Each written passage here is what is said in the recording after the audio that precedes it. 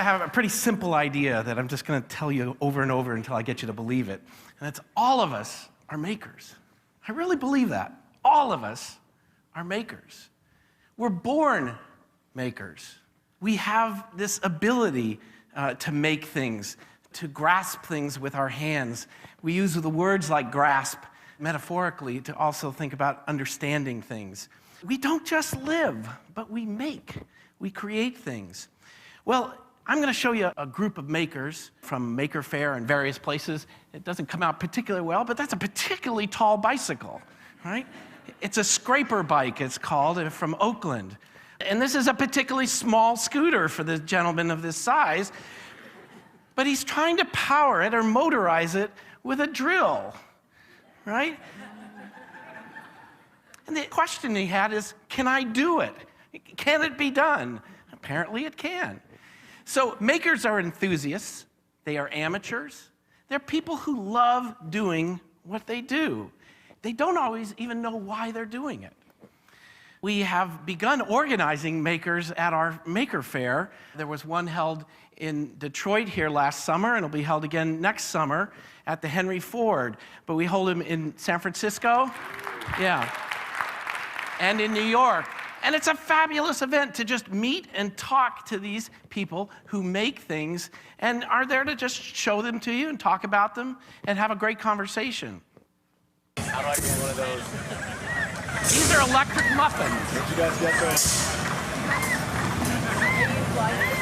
So I know Ford has new electric vehicles coming out. We got there first. This is something I call swinging in the rain. And if you can barely see it, but it's a controller at top cycles the water to fall just before and after you've passed through the bottom of the ark. So imagine a kid. Am I going to get wet? Am I going to get wet? No, I didn't get wet. Am I going to get wet? Am I going to get wet? That's the experience of a kind of clever ride. And of course, we have fashion. People are remaking things into fashion. I don't know if this is called a basket bra, but it ought to be something like that. We have art students getting together, taking old radiator parts and doing an iron pour to make something new out of it. They did that in the summer, and it was very warm. Now, this one takes a little bit to explain. You know what those are, right? Billy Bob or something, kind of Billy Bass or something like that? All right. Now, the background is the guy who did this is a physicist, right? And he'll explain a little bit about what it does. I'm Richard Carter, and this is the Sashimi Tabernacle Choir. This is all computer controlled in an old Volvo.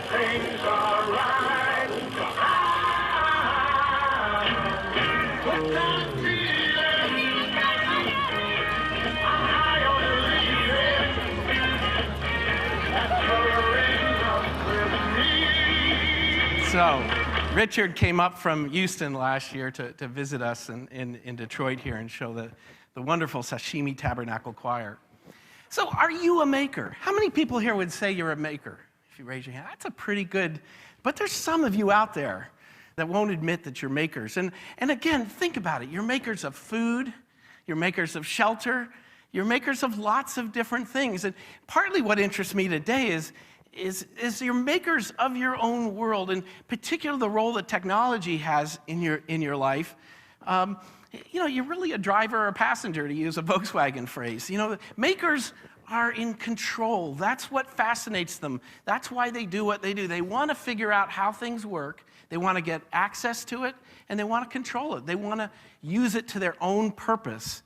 Makers today, to some degree, are out on the edge. They're not mainstream. They're a little bit radical. They're a bit subversive in what they do. But at one time, it was fairly commonplace to think of yourself as a maker. It was not something you'd even remark upon. And I found this old video, and I'll tell you more about it, but just...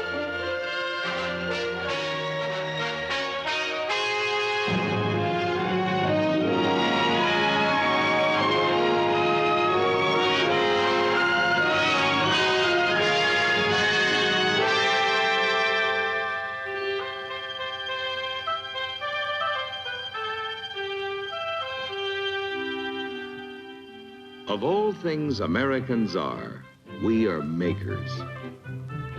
With our strengths and our minds and spirit, We gather, we form, and we fashion. Makers and shapers and put-it-togetherers. So it goes on to show you people making things out of wood, a grandfather making a ship in a bottle, a woman making a pie, somewhat standard fare of the day. But it was a sense of pride that we made things, that the world around us was made by us. It didn't just exist. We made it, and we were connected to it that way. And I think that's tremendously important. Now, I'm going to tell you one funny thing about this. This particular reel it's an industrial video, but it was shown in drive-in theaters in 1961, in the Detroit area, in fact, and it preceded Alfred Hitchcock's Psycho. So I like to think there was something going on there of the new generation of makers coming out of this plus Psycho. This is Andrew Archer. I met Andrew at one of our community meetings and putting together Maker Faire. Andrew had moved to Detroit from Duluth, Minnesota. And I talked to his mom, and I ended up doing a story on him for our magazine called Kid Robot. And he's just a kid that grew up playing with tools instead of toys. He liked to take things apart. His mother gave him a part of the garage, and he collected things from yard sales, and he made stuff. And then he didn't particularly like school that much, but he got involved in robotics competitions, and he realized he had a talent, and more importantly, he had a real passion for it. And he began building robots, and when I sat down next to him, he was telling me about a company he formed, and he was building some robots for automobile factories to move things around on the factory floor. And that's why he moved to Michigan. But he also moved here to meet other people doing what he's doing.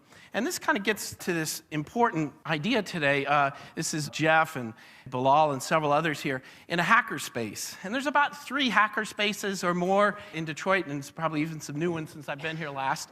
But these are like clubs. They're sharing tools, sharing space, sharing expertise in what to make. And so it's a very interesting phenomenon that's going across the world. But essentially, these are people that are playing with technology. Let me say that again, playing. They don't necessarily know what they're doing or why they're doing it.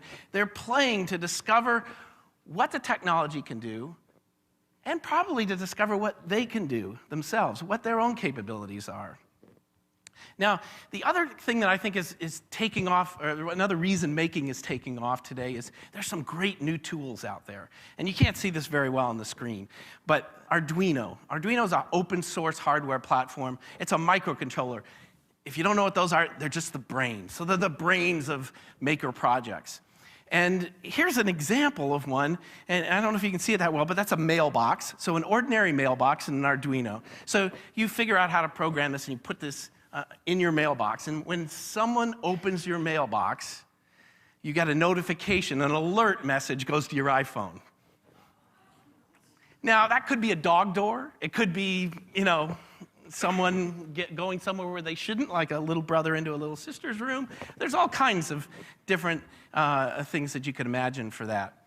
Now, here's something, a 3D printer. That's another tool that's really taken off. Really, really interesting. This is MakerBot. And there are industrial versions of this, about $20,000. These guys came up with a kit version for $750. And that means that hobbyists and ordinary folks can get a hold of this and begin playing with 3D printers. Now, they don't know what they want to do with it, but they're going to figure it out. They'll only figure it out by getting their hands on it and playing with it. One of the coolest things is MakerBot sent out an upgrade, some new brackets for the box. Well, you printed out the brackets and then replaced the old brackets with the new ones. Isn't that cool? So makers harvest technology from all the places around us. This is a radar speed detector that is developed from a Hot Wheels toy. And they do interesting things. They're really creating new areas and exploring areas that you might only think, the military is doing drones. Well, there's a whole community of people building autonomous airplanes or vehicles, something that you could program to fly on its own without the stick or anything to figure out what path it's going. Fascinating work they're doing. We just had an issue on space exploration, DIY space exploration. This is probably the best time in the history of mankind to love space. You could build your own satellite and get it into space for like $8,000. Think how much money and how many years it took NASA to get satellites into space. In fact, these guys actually work for NASA, and they're trying to pioneer using off-the-shelf components, cheap things that aren't specialized, that they can combine and send up into space. Makers are a source of innovation. I think it relates back to something like the birth of the personal computer industry. This is Steve Wozniak. Where does he learn about computers? It's the Homebrew Computer Club, just like a hackerspace. And he says, I could go there all day long and talk to people and share ideas for free. Well, he did a little bit better than free, but it's important to understand that a lot of the origins of our industries, even like Henry Ford, come from this idea of playing and figuring things out in groups. Well, if I haven't convinced you that you're a maker, I hope I could convince you that our next generation should be makers, that kids are particularly interested in this ability to control the physical world and be able to use things like microcontrollers and build robots. And we got to get this into schools or into communities in many, many ways. The ability to tinker, to shape and reshape the world around us. There's a great opportunity today, and that's what I really care about the most. So the answer to the question of what will America make, it's more makers. Thank you very much.